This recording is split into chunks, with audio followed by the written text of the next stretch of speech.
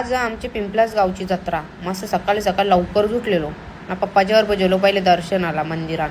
तिथं मस्त की आम्ही आपशी देवाचं दर्शन तर पप्पानी बघा एक फटक्यानंच नारळ फोडला. तिथं आम्ही एक एक करून सगळे देवांचं दर्शन घेतलं ना डायरेक्ट गेलो एकविराईच्या मंदिरात. तिथं मस्त आम्ही पप्पांनी नवीन दर्शन घेतलं ना डायरेक्ट सुसाट घरा आलो. ऊन तर आवरा होता का सांगून फायदा नाही. पहिले लस्सी घेतली पिवाला, लस्सी बिस्सी पिली ना मग गेलो गावदेवीच्या मंदिरात दर्शनाला.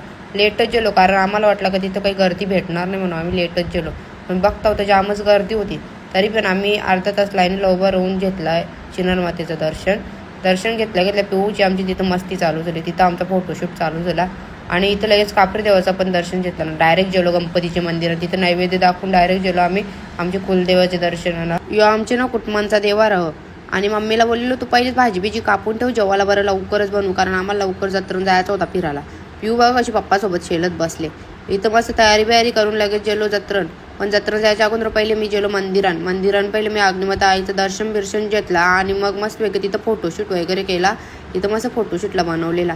मग डायरेक्ट गेलो जत्रण तेवढी काही भरली नव्हती कारण दरवर्षीप्रमाणे या वर्षी जामच कमी भरलेली. तर मग जाऊ दे बरं डायरेक्ट आपण ब्रेकडाऊनमध्येच जाऊ बसायला कारण मला दुसरीकडच्या पालण्यात बसायचा नव्हता. तिथं भैयाने आमच्याला 100 रुपये घेतलं. 1 मिनिट बी नाही फिरवला. जवरी हाऊस होती तेवढी पिटली आणि मग डायरेक्ट गेलो लस्सी पिवाला आणि लस्सी बिस्सी पिऊन डायरेक्ट घरा गेलो. चला तर बाय.